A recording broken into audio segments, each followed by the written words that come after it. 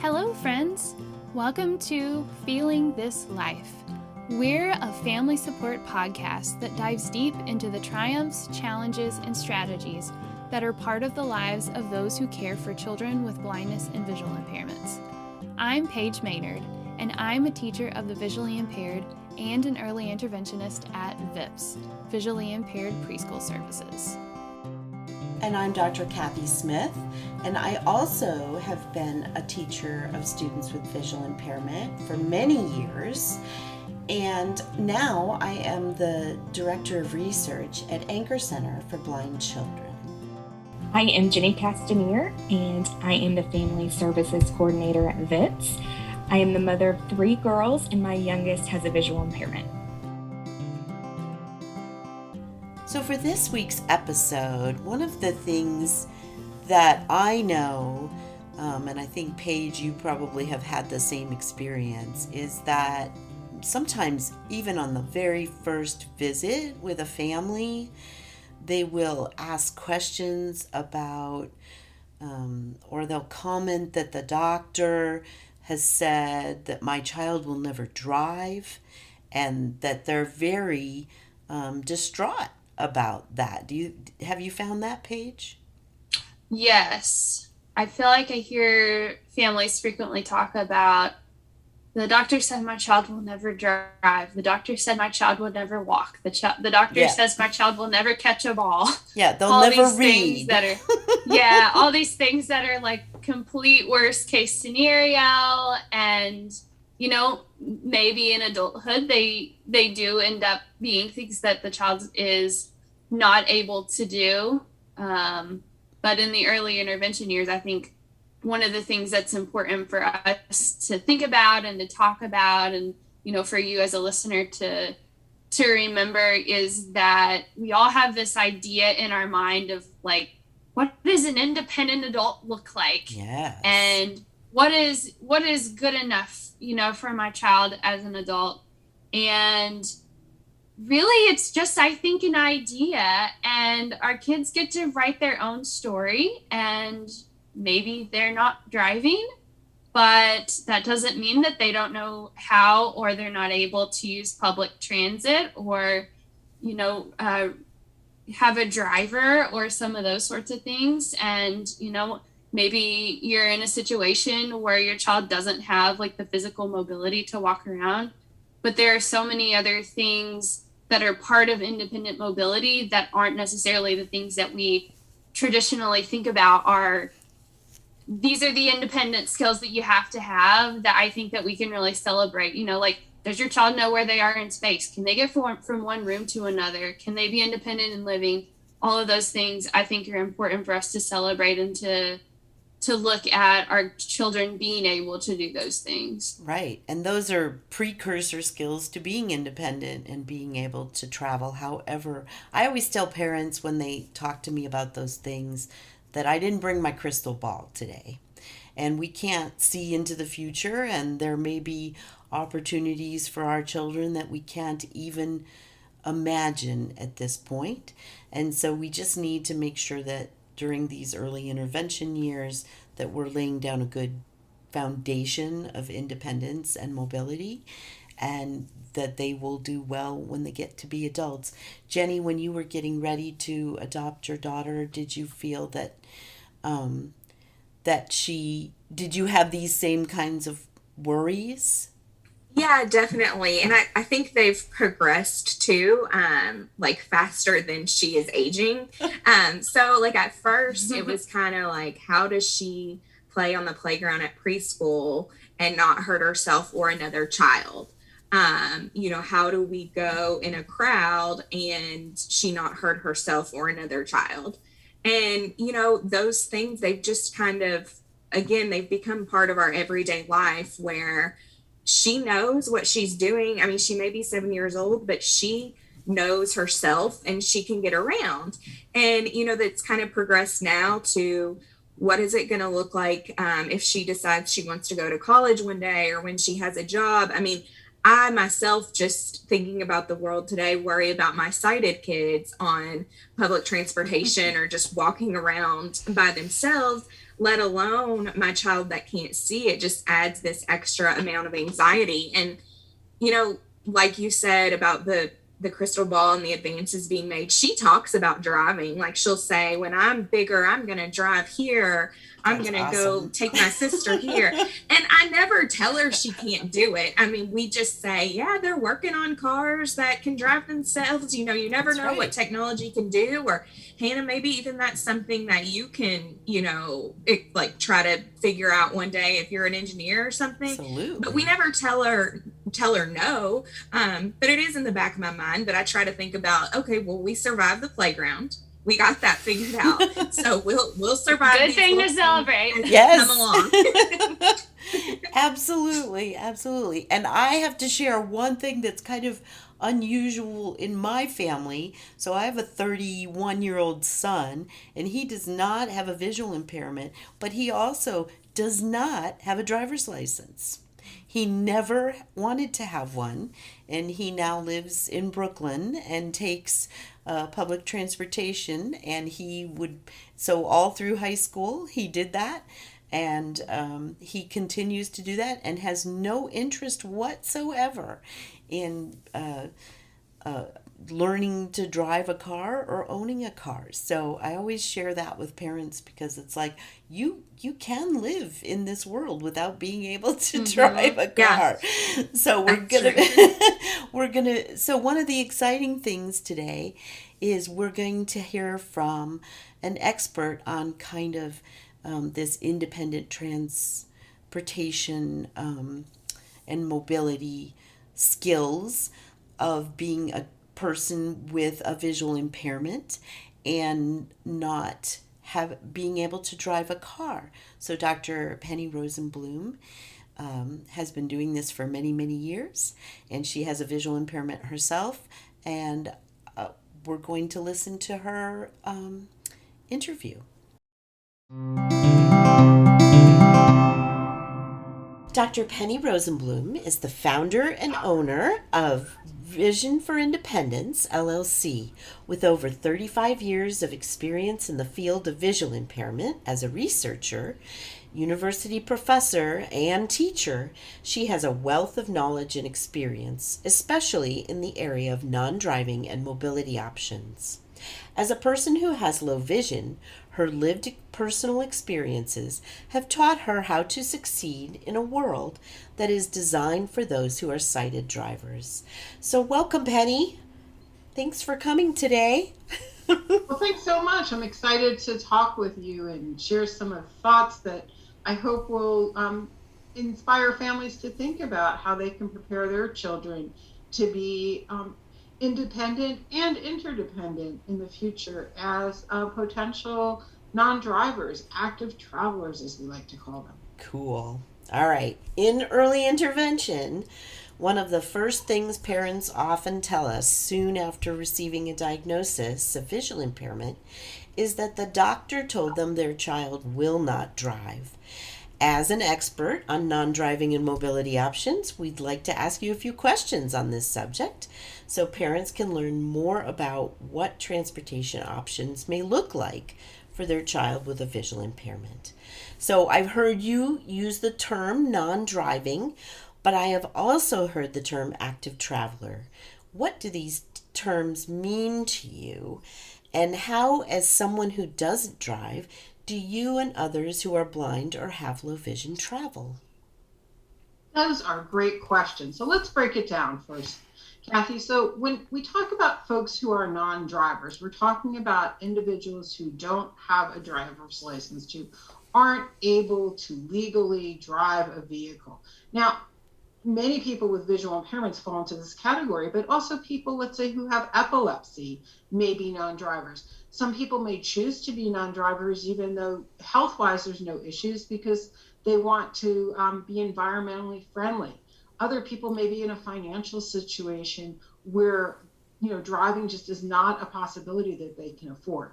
So one thing I think it's important for both children who are going to be travelers with visual impairments and their families to think about is that there are other people besides those with visual impairments who don't drive.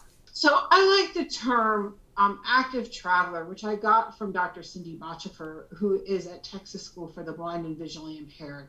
And Cindy uses this term active traveler because there are people who think that non-driving is a negative term.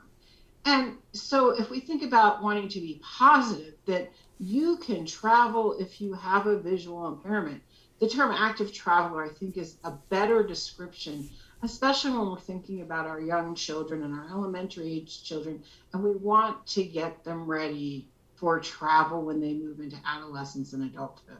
I like that too. That's great. Yeah. Yeah. You asked me about my own travel, so let me give you a little bit of background about myself, which I think will interest the families who are listening today. So I was born in the mid-1960s when we had a German measles rubella epidemic in the U.S. And so I am congenitally visually impaired due to cataracts and then nystagmus, and now I have glaucoma too. So I'm a threefer.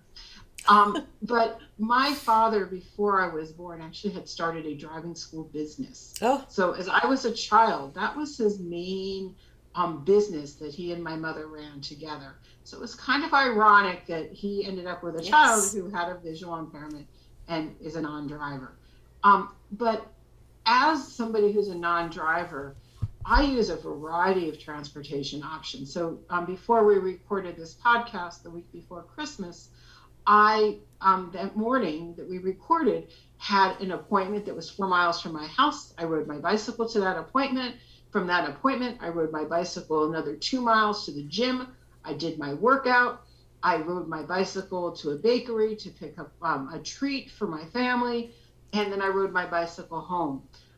Yesterday, I offered somebody lunch in exchange for transportation. I will ride the bus. I will use ride shares like Lyft and Uber, though I'm using those a little bit less now during the pandemic, but that's a safety consideration, not because I have a visual impairment. So one of the things that's really important to me is that my home that my husband and I own is located in a part of my community, which is Tucson, Arizona, where I can easily bike and walk to things, where I have access to 3 different bus routes, where usually for about $20, I can get a Lyft or Uber to take me just about anywhere I need to go. Nice. Yeah, I think that's a really good consideration about being in an accessible place to public transportation. Interesting. All right. So why is it important for individuals with low vision and blindness to develop skills to be an independent traveler as an adult? Well, I mean, I think all the normal reasons we would think about. I think most families expect that their child one day is going to move out of the house and live on their own and have a job and have a family. And, you can't do those things if you're not traveling. Now I'm not saying driving, so listen carefully. I'm saying traveling. Exactly. And so that, again, might be walking, it might be biking, it might be public transportation, it might be hiring a driver, it might be carpooling, it might be a family member. And what's really important is that for somebody to be successful as an adult who is a traveler who has a visual impairment, they need to have a toolbox of travel options available to them. So, for example, today I mentioned to you that I rode my bicycle to an appointment 4 miles away. I could have chosen to take 2 buses, but it would have taken 3 times longer. Sure. I could have said, wow, it's 42 degrees out here and that's a little cold for me, so I'm going to take an Uber or a Lyft. I could have called a friend and said, hey, can you give me a ride? I could have gone an hour and a half early when my husband left for work and he drives right by where I was going and had him drop me off there. So I very quickly, early this morning when I looked at the thermometer, scanned through my options to decide what I wanted to do.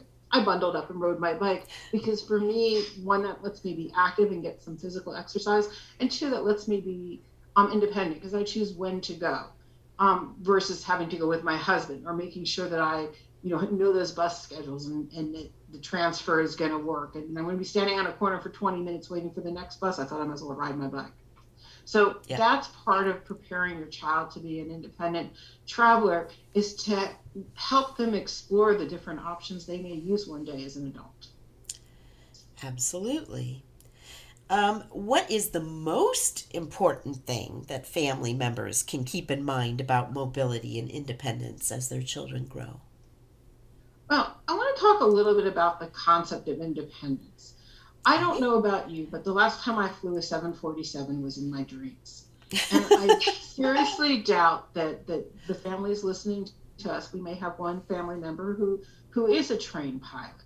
But for the most part, very few people are a pilot.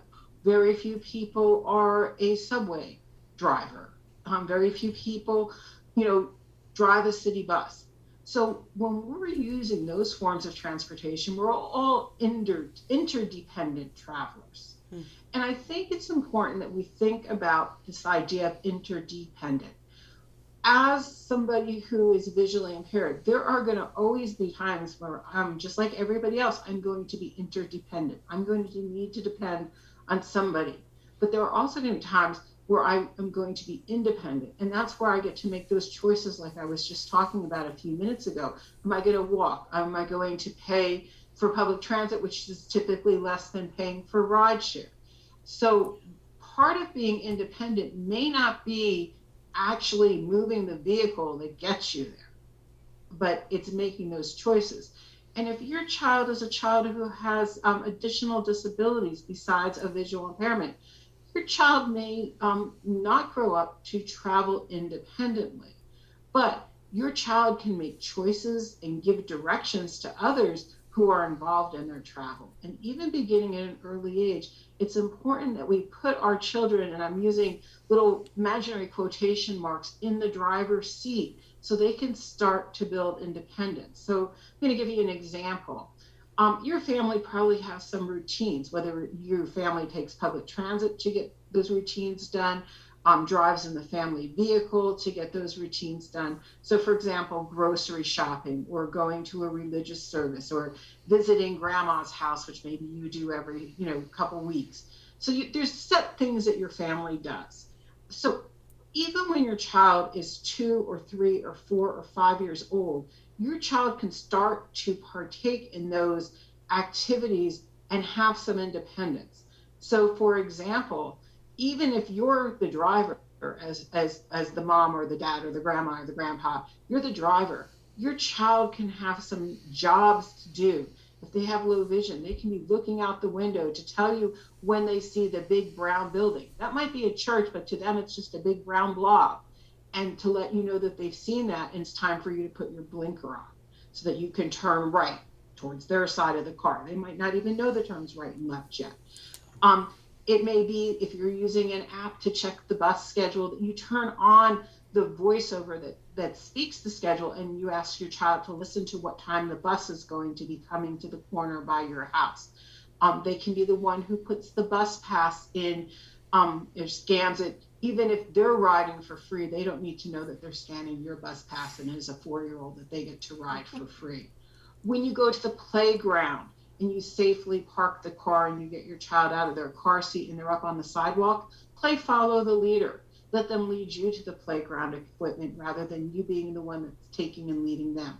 Now, I'm not advocating, folks, that you put your 4-year-old on a city bus and meet them at the playground 3 stops later. Yes. But what I'm saying is, as family members, we can start, and then 3 and 2 and 1.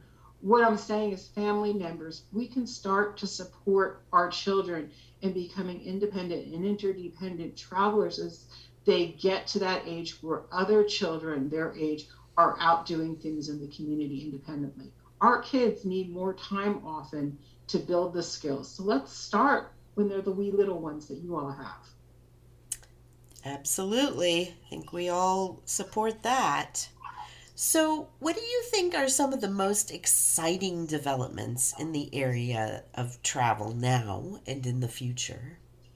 Well, I will tell you that I will be turning 60 in about 3 years. And I have told everybody I'm either going to Europe or I'm driving an autonomous vehicle.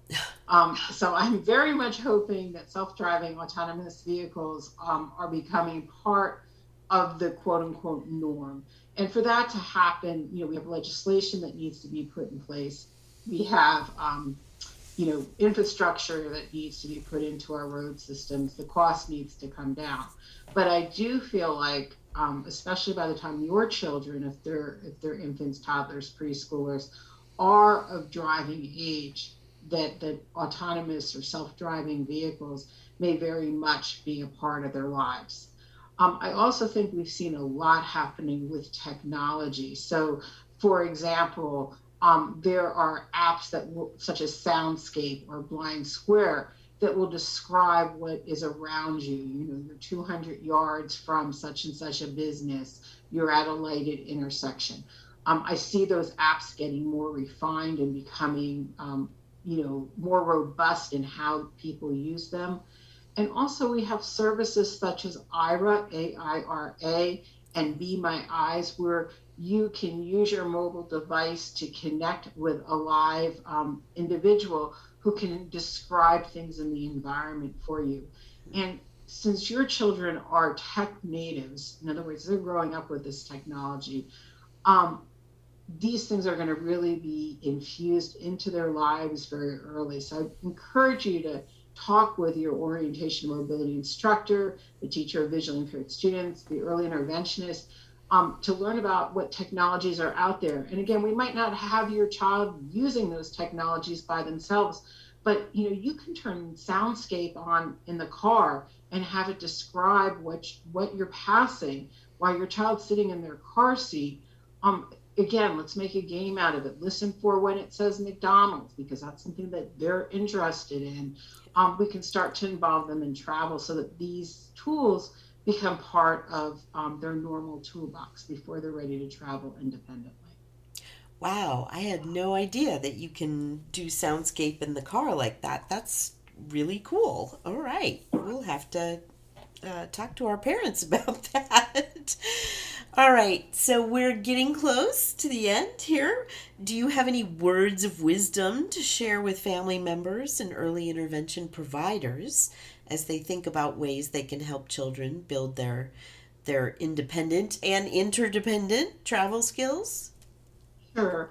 I think one of the things we can do is try, as folks who are sighted, to put ourselves in our children's position.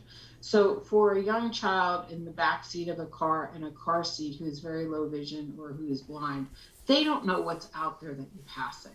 So it's really important that you're descriptive. Now, I'm not saying that you need to do a constant repertoire of every building we're passing and every sign along the road, but you do want to explain things like, oh, we're slowing down because we're getting to a red light.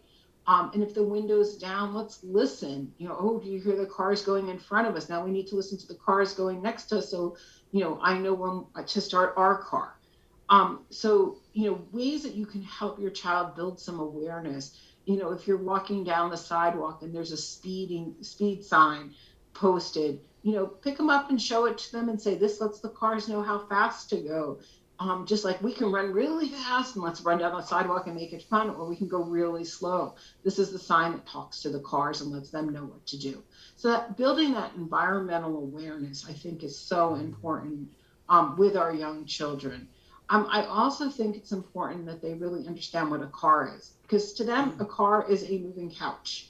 Okay, it doesn't feel much different than the couch or a chair when I get into my car seat. So taking the time with your child to explore the car, let's look at the steering wheel, let's look at all the knobs, let's toot the horn, let's crawl down on the floor and find the brake and the gas pedal. I think a little bit of that is good, so that they really build that awareness. What are the wheels, and where are the doors? They know where their door is. As I said, encouraging your child to be the leader, to look and let us know when the bus is coming. It's a great thing if your child's starting to use a binocular to be looking down the street to see if a bus is coming. And a binocular is like a telescope, or a pair of binoculars. Think of it as just one.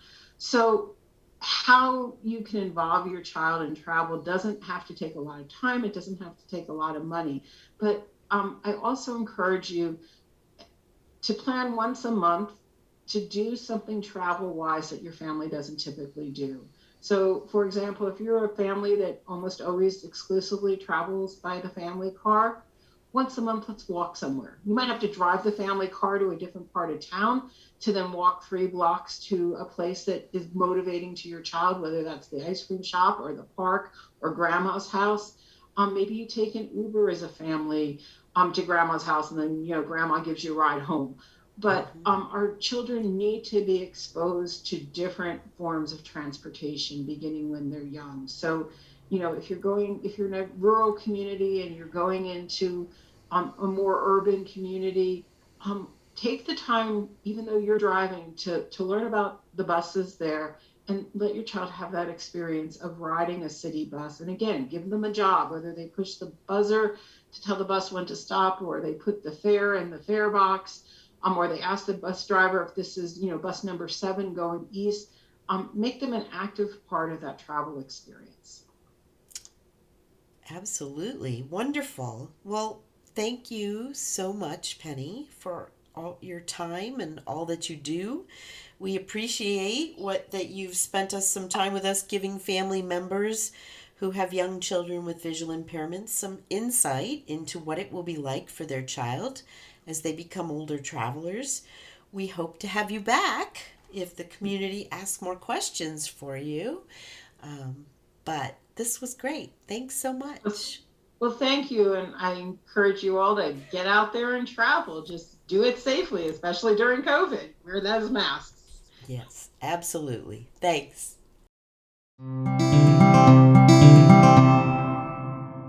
I just love that interview. I love how she talked about independence and working towards independence and teaching it at a young age.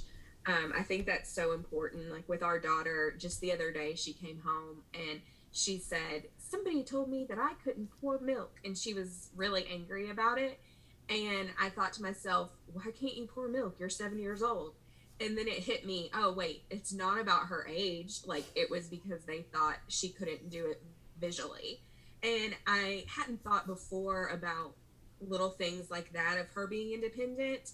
But it is a teaching moment to say, you can do this on your own. And yeah, maybe the first couple of times we wasted some money on milk spills and, it was a big hassle to clean up, but she has to learn that independence. And I just love how she talked about, in the car, having them say, turn this way or by the big brown building.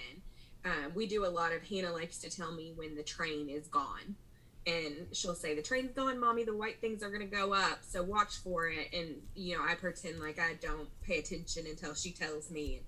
And that she feels like real empowered by that. And I think that starting at a young age is really good. It's not something that you have to do a lot of, but just little things here and there. I think that's awesome. What a great environmental awareness lesson. Yeah. So, and I know Dr. Penny said that was really important too. I'm really excited about the idea of having families do a field trip to the city to ride on public transportation. I know our preschool at Anchor Center does community days, and what a great idea to meet at the light rail and all take the light rail to the airport and back. It's just a short ride, but it lets everybody in the family, I think, feel more comfortable about public transportation and what their child might be looking at in the future. What do you think, Paige? I love the term active traveler too, and I really value and I love to hear somebody say, and to hear both of you all talk about how every child can become an active traveler, and also that every family can promote their child to be an active traveler by encouraging some of those skills that, maybe just some of those little things that happen, throughout your day, where you talk about directions, or you turn on your device and let your child listen to that, or let them, look for something while you're driving. And so I love all of those little opportunities, and I love also the creative ideas about maybe some of the bigger ones, like some of those trips and things together that maybe we don't always think about. So I'm really thankful to have learned that term active traveler and what that means for the kids that we serve. Absolutely. Let's hope we hear from some of our listeners about some experiences that they've had with their kids, maybe, or what they would like to know more about. Thank you so much for listening to Feeling This Life. Please consider subscribing to Feeling This Life wherever you get your podcasts. And please take a minute or two to give us your feedback and your ideas for future episodes by completing our survey, which is linked in the show notes. There, you'll also find ways to get in contact with us, and you'll find resources related to today's episode. If you'd like to support us in making more episodes of Feeling This Life, look for the donation link in the show notes. Please join us again next time for another episode of Feeling This Life.